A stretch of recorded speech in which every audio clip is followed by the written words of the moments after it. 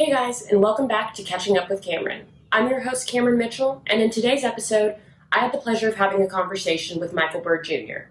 Michael spent his last season with TCU, but is in the process of transferring to a different program to hopefully further his athletic career. I decided to chat with Michael because I've seen him posting all over social media surrounding the empowering Black Lives Matter movement.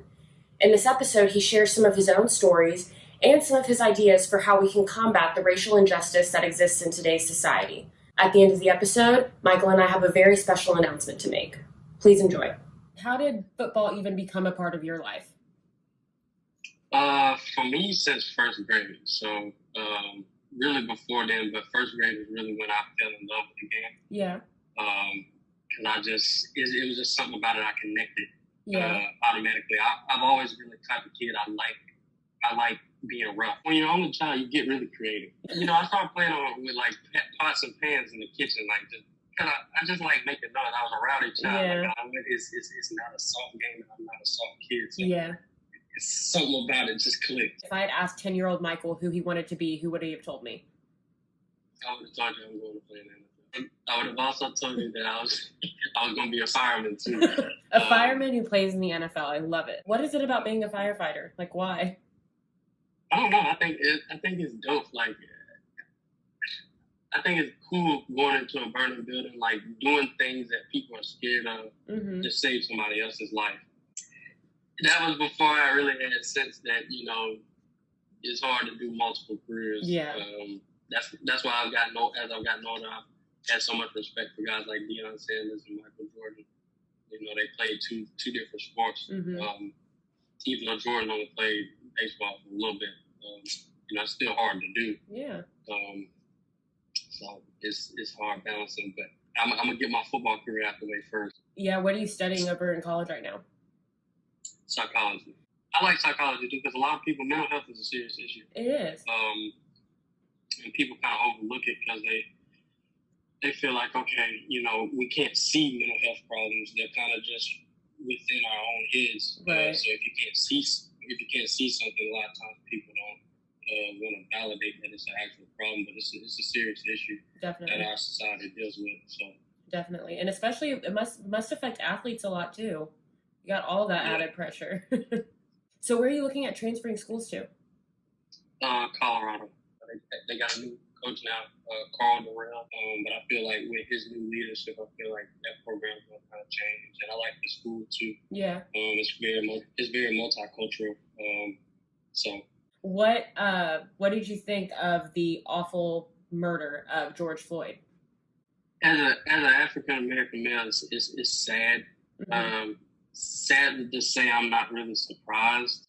Because we've had a lengthy history of abuse towards African Americans in this country.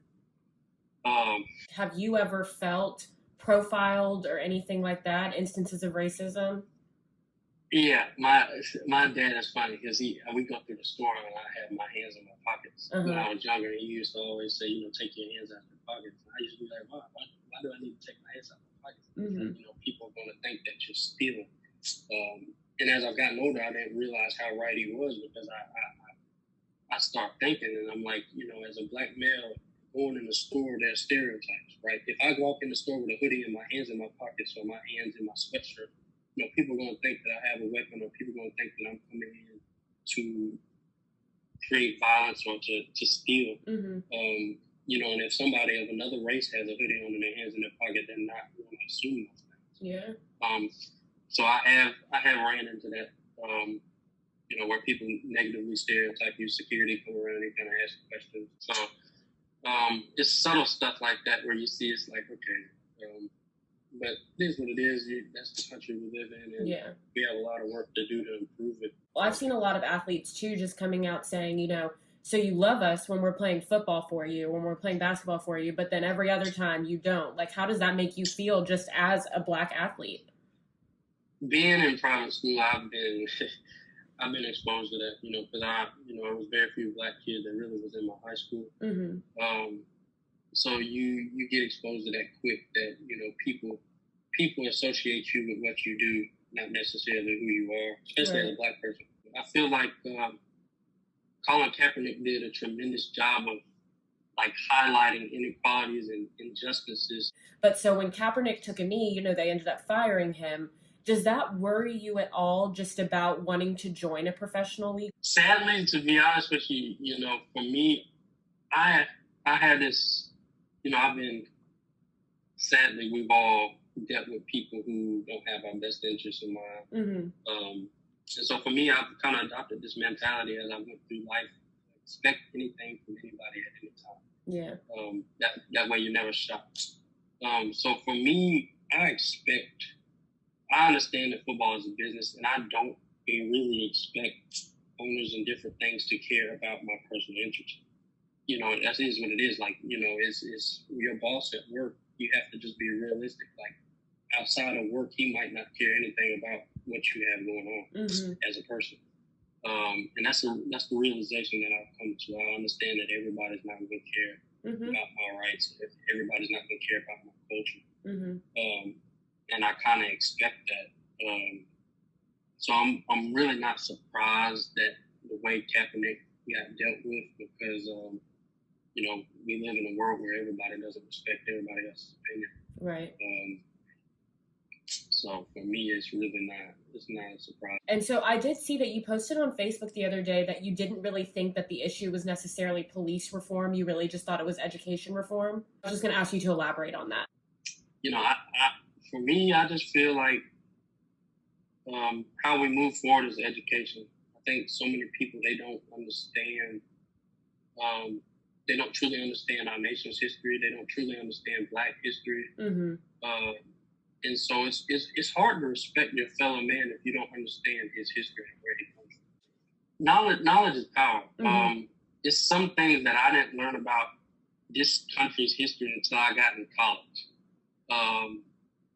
And that's kind of a shame, because I was talking to one guy, so Christopher Columbus, raped and killed many Native Americans.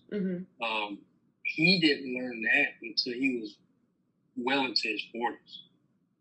And that's an education problem. Because Christopher Columbus is taught throughout our high school, but we don't learn the negative side of him. Of course. And we actually have a day for him too, which is crazy. But yeah, when I learned that in college, I was like, this may not be the best guy to be really celebrating. And I don't know. I just feel like it comes from, like I said, a lack of knowledge, lack of education.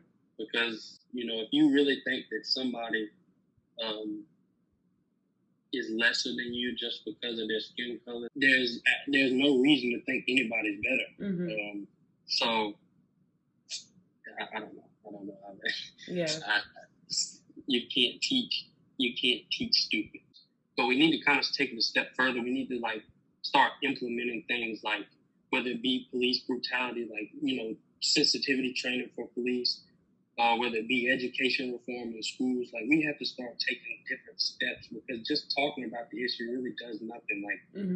It really does nothing about it. And so for me, I hope, as I keep moving forward in my career, that, if I have a voice and a platform to share knowledge, let's start talking about different steps we can take to improving things, because talking without action really is nothing. Right.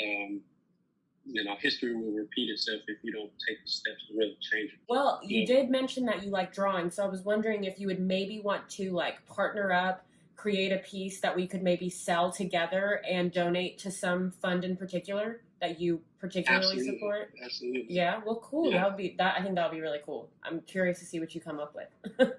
Thank you so much for watching this episode. I hope you found Michael's voice to be enlightening.